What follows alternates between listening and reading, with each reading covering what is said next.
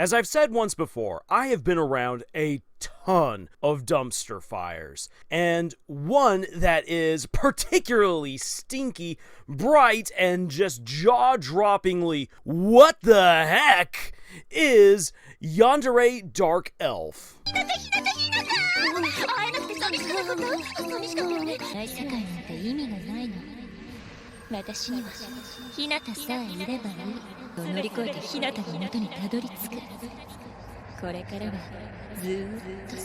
Oh boy, is this yet another example of a hentai artist coming around to flex the muscles and show that they can make a really amazing, sweet story? The answer is no. Hi there everyone, Lars here from Camille's Harem, not just a podcast for novice writers by novice writers, but also a YouTube channel by novice writers for novice writers, because writing is an adventure, it's more fun with friends. And in the past, we have seen stories such as Vermilion Gold, which uses a lot of sexy fun times to kind of reel you on in to tell actually a really interesting and sometimes compelling story of a boy and a demon who fall in love, and as the story progresses have to go up against huge world powers and all kinds of machinations and schemes come to light, and it gets really cool. The manga has gone far beyond where the anime has, and let me tell you, it just keeps getting bigger and better. You then have examples like Peter Grill, which are very clearly satirical and making fun of all the other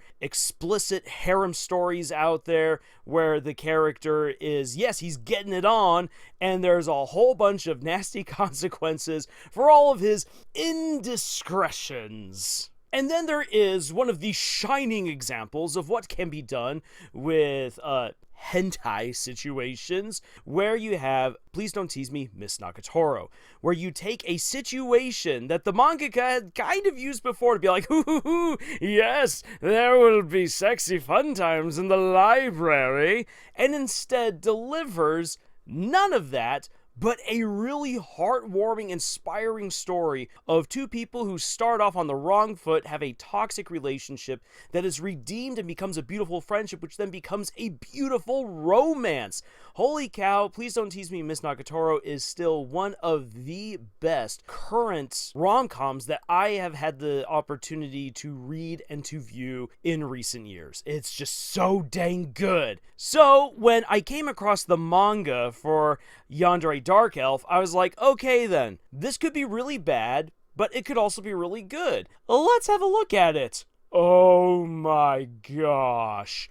Nope! What you see in the anime, in the very first episode, that is pretty much the story. Yes, there's going to be more characters. Yes, there's going to be, oh my gosh, sexy misunderstandings. But this is basically softcore porn.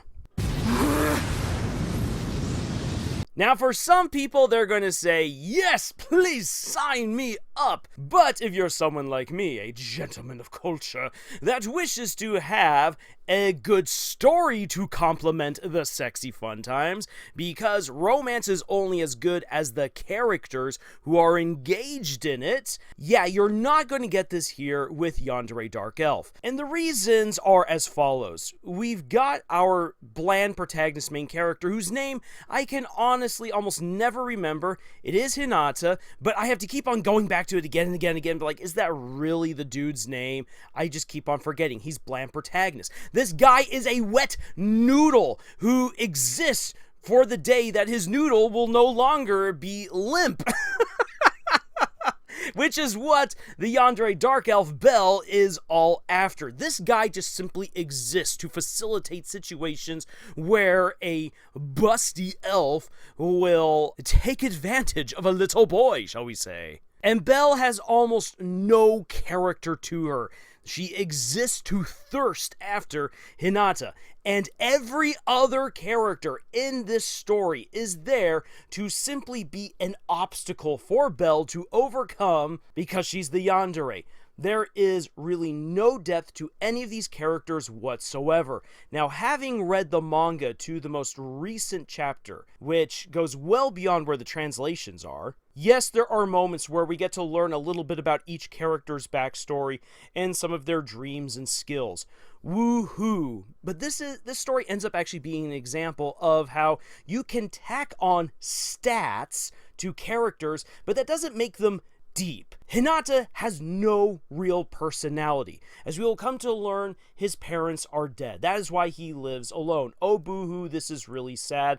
And he blames himself for their death. And I've seen this done a whole lot in so many stories, and almost every other story does it better than this one. It simply exists to facilitate yet another instance where Belle can come on all hot and heavy to Hinata, and it feels highly disingenuous. You will then meet later on Hinata's childhood best friend, who also thirsts for him. She is an aspiring doujin artist, and she, of course, is going to be one of Belle's rivals. But beyond that, there's really nothing to her. I don't even remember her name, and she looks as generic as all the other side characters. And then, of course, there are the characters that helped Hinata to defeat the Demon Lord, who really have no relevance other than that later on they will plop on over onto Earth, cause some drama, which again is just there to motivate Belle to even more ardently go after Hinata's noodle. Or if we were in the world of Don to Don, we would be referencing to his banana.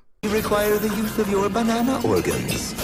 And the dumb thing is that every single situation that proceeds from episode 1, if they stay true to the manga in any kind of way, is just simply going to be there to facilitate more of these moments where the animators put all of their budget into the jiggle physics. Seriously, watch this episode if you dare. I do not recommend this for children whatsoever. Please do not show this to anyone under the age of 18. The animation, storytelling, the voice acting, everything is just so lackluster. Until we get to the sexy fun times, and then the animation goes into the jiggle physics, and you're meant to feel woo hot under the collar. And that's basically what this entire story is, setting up situation after situation after situation where you're meant to feel absolutely hot under the collar. And there will be no fulfillment for you. This is all to make you feel hot and bothered, to motivate you then to check out the more explicit version of the story, so you're basically buying up more copies of the manga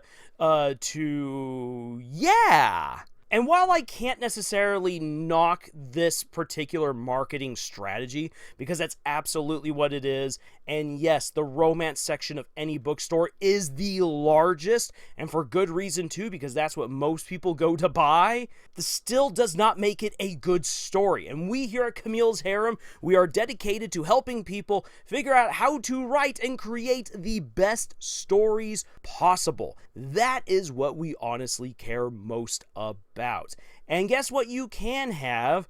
All of the fun, sexy fun times that you wish to have within your story, and still deliver on an interesting plot with engaging characters. My recommendation is skip Yandere Dark Elf unless you really want to subject yourself to having to use eye bleach afterwards, because it really isn't worth it. There's so many other great stories on out there. Like I said, you can go check out Vermai and Gold. You can go watch Please Don't Tease Me, Miss Nagatoro, or you can enjoy Peter Grill, amongst so many other awesome stories out there. Because it is all about the characters. If the characters don't really have anything to them, then what does it matter? And this is, again, an example of a story where you simply just stats are added to characters. This happened to them once in their life. This is their dream. This is what they like. But you never see it put into practice.